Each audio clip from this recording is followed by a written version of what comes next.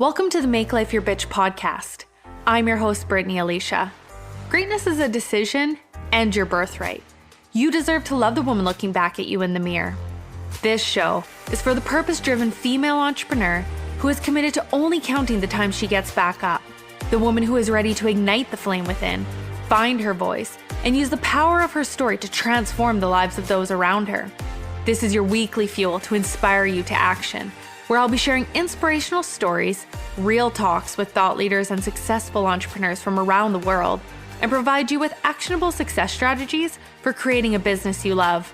I'm a content marketing coach, and I'm committed to helping you as an online creator and entrepreneur wherever you are to turn your dreams into a reality, to help you transform your messaging so you can create a genuine connection with your audience and grow your income online. You are far more powerful and stronger than you will ever imagine. We are the warriors. You were born for this. Let's make life your bitch. Hello. Welcome to the Make Life Your Bitch podcast. I am your host, Brittany Alysia. Welcome to week 2 of the Road to 10K challenge. If you are just popping in, make sure you go back, listen to the episodes from last week, and join us on this road to 10K because I am super excited about what we are creating. And so, of course, remembering that each week I deep dive on a podcast episode. Of course, there's going to be some mini-sodes. As I build things out, I'm always someone who wants to make sure that you have all the pieces. But you head over to the reels on my Instagram. You can find them on the Make Life Your Bitch podcast Instagram or Brittany Alysia. It's Brittany.Alysia because somebody stole Brittany Alysia, and I'm pretty sure they have like one image on their Instagram, and on Make Life Your Bitch, I think it's the same thing. And I was like, are you fucking serious? But it's okay.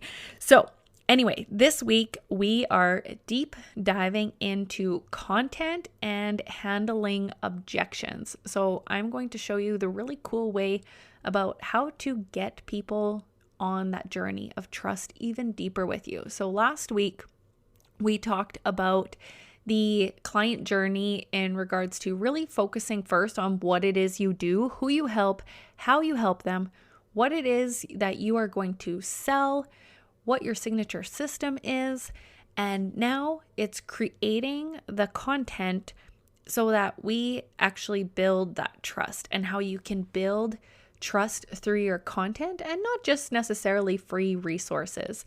And I think it's important for you to understand the different types of objections so that when you are creating anything, you know that you are handling all of the objections, because you can have the most pretty sales page or simple sales page, but if you aren't actually helping people tip that scale of, okay, I'm going to purchase, then you haven't actually got them to buy, right? Duh.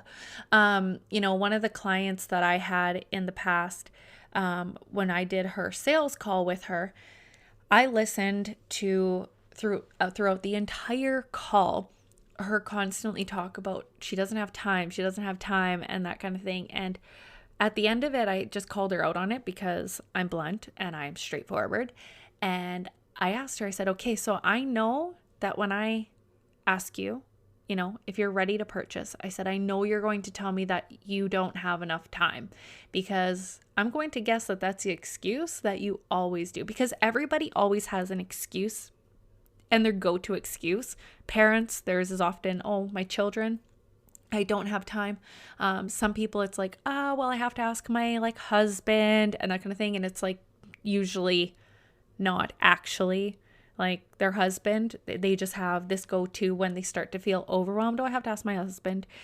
And I remember someone, I was practicing sales calls with them one time, and they said, okay, so what do you think your husband would say?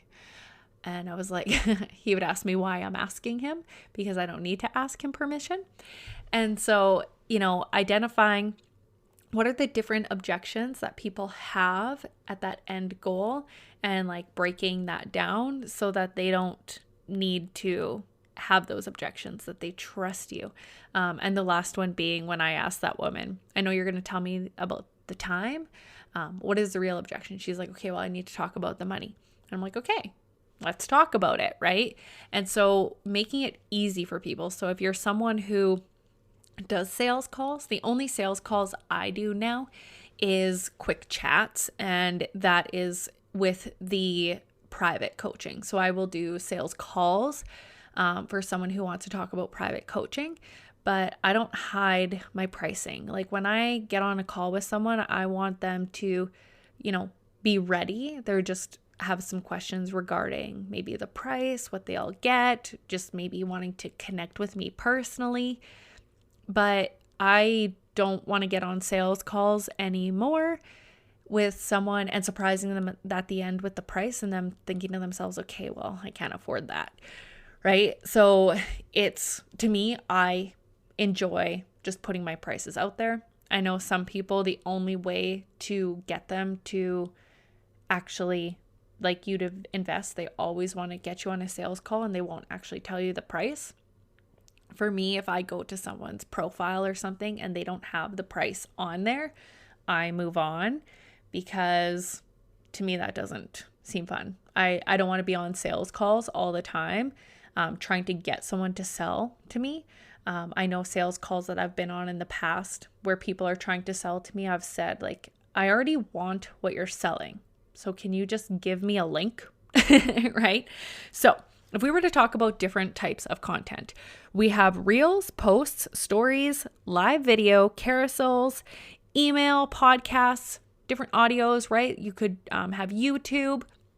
So with those different types of content, being able to identify your one offer that you have for this challenge and what it is that your steps are in order to get someone from first like coming into your world and like they've purchased, right? And what are those steps that they need to take in order to get the result that you are promising? So for myself, the first step I talk about my clients with is their niche, their dream client, what it is they do, what they're selling. And so that is step one, is what the fuck are we selling? So that way, as we walk through the journey of creating content, like making the offer sexy, all those kinds of things, we need to know what it is that we're selling first and who's it for. So that would be like step one. Step two would be now creating content for those people, knowing what their system is, right? When you actually are able to have a system in place, a path to how you help someone get the results, content actually becomes easy. It becomes easy in the sense that you can talk about each one of your modules, I'll call them modules or lessons, separately, or you can talk about things as a whole through a challenge, whatever it is. It's going to help you like really give you the idea in advance, right? It's working that content backwards. We're going to talk next week about repurposing content. So it's really important this week that you really focus on what it is, like I said, you are selling, what your system is in order for you to get someone from point A to point B. So like I said, I had niche. I have 5 C's. So I have clarity, confidence, connection. Well, clarity, confidence, connection, clients, and then consistency. So the first one being clarity, like I said, what it is, who you help, how you help them, what it is that you want, because I focus on mindset and strategy. What is it is like the big dream. Then we tap into the confidence. So by knowing what it is that you want and who you help, how you help them, it's helping you create that system that you like get someone to those results so that you have no problem. And I'm not saying that you have to go out and make a guarantee, but for myself, knowing what I do and the results that I get people with each of these steps and how I help them, because I know how to help these people, having that confidence within yourself and what you sell. The next piece is, like I said, that connection. How am I going to connect with people in order for them to trust me? And how, like, what kind of content am I going to create? How am I going to handle the objections through my content? And then the client's piece of building those relationships, getting people past that line of being ready to purchase, and then constantly showing up to maintain the trust. Because if you are someone who goes in, you create content, and then you feel overwhelmed with social media, so then you step back and you're like, I'm taking a break, and then you come back again, you are constantly starting over. And when it feels like it's not working, you step away and you come back. Of course, it's not fucking working because people don't trust you. If you did that in a relationship, right? I like to use the example of a relationship. If you did that in a relationship, you met someone, you're in a relationship, it starts to get a little hard. You leave and you're like, you know what? We need to take a break, or I'm going to go date someone else for a while. Then you come back and you try again, and then you leave again. There's going to be times in business, in your life, in your relationships that it's going to be rocky, right? And it's all about building that trust, right? Like, it isn't very often that you meet someone and on date number 2, they invite you to come live with them, right? So if you're someone who's like, I really want to be able to have children, and I want to get married, and I want to live together, and you're in and out of the relationship, is that really a healthy relationship? Well, it's the same way with your business. Are you actually growing a healthy business and also growing healthy relationships with your clients or potential clients? So instead of leaving, coming back, and going back and forth, it's identifying what it is that you love to do. So for myself, I don't want to be in a Facebook group all the time anymore. I used to have a Facebook group, and it didn't feel fun for me with having a daughter. I wanted to be able to show up whenever I wanted, to sit and do a podcast in my pajamas. I'm not wearing my pajamas right now, but be able to do those things, work behind the scenes, be on Voxer, being able to help women. Well, because I really love to help people, but I don't necessarily want to put on my hot girl disguise every single day and show up online visually when I can still do that vocally, right? If you are someone who follows human design, I am a projector. I'm a self-projected projector. So for me, my throat and G center are defined, meaning that when I speak, people trust me. And because I'm a projector, I have to wait for the invitation. I can't just, be dropping into people's DMs all the time and asking them to buy. So for me, doing one of those what's it called? Those cold DMs would never work for me because I need to wait for the invitation. Well, being able to give value vocally, people trust me faster. And so one of the things that was suggested for me was even to do audio emails, which I thought was really cool. So I've been trying that. If you are in my email world, I've been giving it a go and getting to play with it and asking myself, is this fun? And it's the same thing with Reels, right? I get to show up, have fun with the podcast, show up, have fun, do things my way, but I'm still focusing on building that trust and giving value. So if we were to talk about, so those are the different types of content. Now, how do you utilize them in order to handle objections? So there are 3 types of objections that you need to deal with, handle in order for someone to purchase. And that's a vehicle, internal, and external objection. So a vehicle, the question that the client is asking or potential client is, do they trust that the strategy itself works?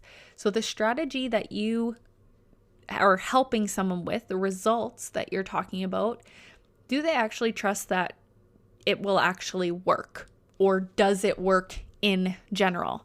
So how do you get people to believe yes, this strategy works? So what you need to do is different things that you can do in regards to helping them see it works is you could create a carousel that, it could be 5 steps to doing whatever, for me. So like I did a carousel last week where I talked about the client journey. And so it was like step 1, step 2, step 3. I explained each one a little bit. And then, if you want to go deeper on this, my call to action was go listen to the podcast. So I could do a carousel like that. I can do a reel of getting people to, like, giving people some value so that they get a win, so that they see the strategy works. Testimonials, right? Sharing testimonials in your stories, of reels, perhaps, of posts, and having those testimonials will also help because people are seeing like, well, it's working for other people. Client results. It could be another thing. So whether you have client results on your Facebook or your website is another one. On your sales page, maybe you have some client results. And the only way people are going to give you a testimonial is usually if you ask for it. People have no problem giving a testimonial if you ask for it or a review, but most people don't give reviews unless you completely blow them out of the water or they're pissed at you and they want to tell the world about how much they shouldn't purchase from you. And I'm going to hate to break it to you, but there's assholes out there. And so, blocking out the noise, right? Like we talked about on the very first day, was really blocking out that noise, staying in your lane and focusing on you and the results that you do get people.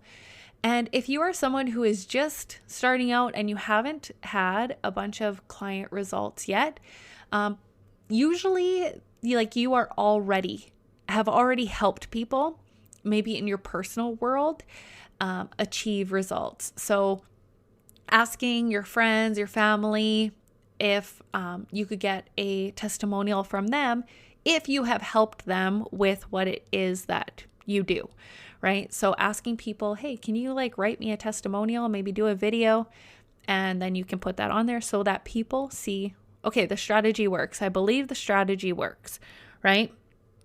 Next, once you're showing people that the strategy works and they're intrigued, they're like, okay, I see that it works, but will it work for me? And as I shared on the last episode for the week, last week's episode, big episode, was a lot of people are struggling with this internal objection because people, the coaching industry is growing and they're making a lot of investments into themselves, into their future, but maybe aren't getting the results that they desire. And they're starting to question, is it going to work for me? Because I see it working for everyone else, but will it work for me?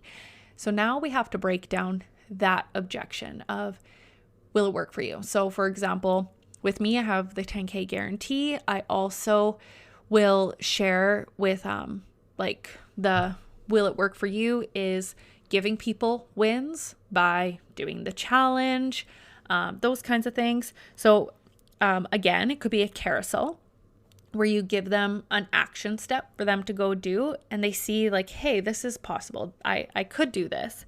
It could be doing a live video where you show people that who you are, that you're a real human, and they actually start to trust you in a way of, I see it's working for other people. Okay, maybe this could work for me.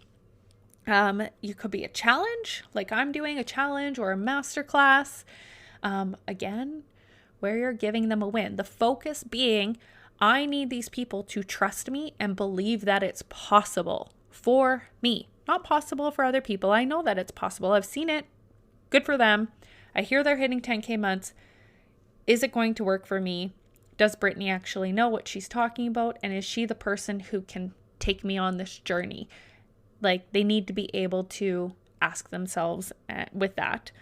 Another one is, like I said, just in general, giving them value. So it could be through a reel, as mentioned, or even a story you could do too.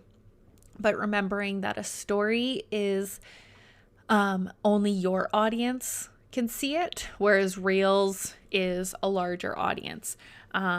Even that first one of the does it work? If you are helping someone else, getting them curious of, is what she's sharing, I see that she is helping someone else. I'm curious about what does she do? Going over, clicking on your content, seeing, this is what she does. She's getting people results. Will it work for me? Do I trust her? Taking them on that next step. Well, is there something that she can give me that shows me that she can actually be the person to help me? And then the last objection being external. So this is the time, the money, the spousal support, that kind of thing. And so how I handle objections with that, or help my clients handle those objections, is, do you have a really sexy offer where it feels like a no-brainer, right? A lot of people, they're just like, oh, I'll give you private one-to-one coaching. And it's like, that's nice. But what else is included?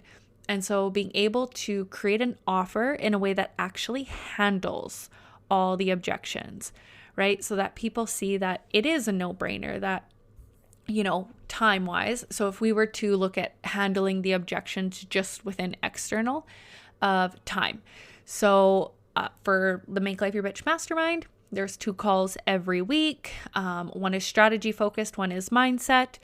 Time-wise, they might think to themselves, I don't have the time to make it on those calls. I purposely actually ask the ladies what days and times work for them, and I try to make it so that it's possible for as many people to attend. But it's recorded, so you can always go back and listen to it, watch it. I've had people even listen in their vehicles, so that way we're on Zoom and maybe they can't be on live with us, but they can listen to it. The other thing is, time-wise, is having the group chat allows clients to constantly be moving forward. They don't have to wait until the next call next week in order to get results. They can ask questions if they're working on it in the middle of the day, anything like that. I will respond and help them. So I purposely have a group chat. So when it comes to the offer, usually it's the handling the external objections to get them to tip the scale to purchasing. So like I said, time is, I have the group Voxer, the group chat, and the 2 calls a week, which are recorded, our times. And then also helping people choose a time that works for as many people as possible. The next one of the objections, right, would be money. And in regards to money, maybe they can't afford the full price, and that's why I have payment plans, right? Maybe they can't afford it at all, but maybe it's, doing a challenge or just doing something free right now is what's going to help handle that objection, right? At least they're still in my world with the support of their spouse. Maybe it's interacting with their spouse. It could just be having that outside support of saying to them, through this group chat, I understand that there will be people in your world who think you're fucking crazy. Because for me, nobody believed in me in the beginning. They thought I was crazy. I still have people who think I'm crazy. And they look at you when you say, I have a goal of hitting 9 figures in my business, in my life. And they're like, and they just don't get it because they work 9 to 5, right? And so all they see is how much money they make annually. And they think to themselves, that's not possible. And that's just based on their own beliefs that they have their own idea of a glass ceiling, and you have your idea of your ceiling. And so it's hanging out and surrounding yourself with people who have big dreams, big goals, with as the same as you, right? It's raising that vibration. You are the average of the 5 people you spend the most time with. So for me, when it comes to that last objection of not even just spousal support, but just support in general, that's why I love the Make Life Your Bitch Mastermind, is because you have that tribe of women who are there to help raise you up, and I'm there to help raise the women up as well. So really taking a look, and that's what we're going to focus on this week, is breaking down those objections with your offer and with what you're creating on your content, so that you can start showing people that you are the person that can help them. And so I've given you some ideas for you within your own program of ways to handle those objections. And then it's just sharing that through your content in the different ways with your audience. So like I said, this week we are focusing on content and really tapping into the internal objection of like, will this work for me? And the external objection of like, do I have the offer that I need to have in place in order for someone to trust me and be ready to purchase? So that is it for this episode. I will connect with you for another one all about repurposing content next week. And go out there and make life your bitch. Thanks for listening to this episode of the Make Life Your Bitch podcast. If you enjoyed what you heard today, please share it with your bestie. And if you haven't already, subscribe, rate, and review the show on your favorite podcast player. If you have any questions, feedback, or compliments that you want to throw like confetti, you can reach me directly at podcast@makelifeyourbitch.co. Thanks for listening.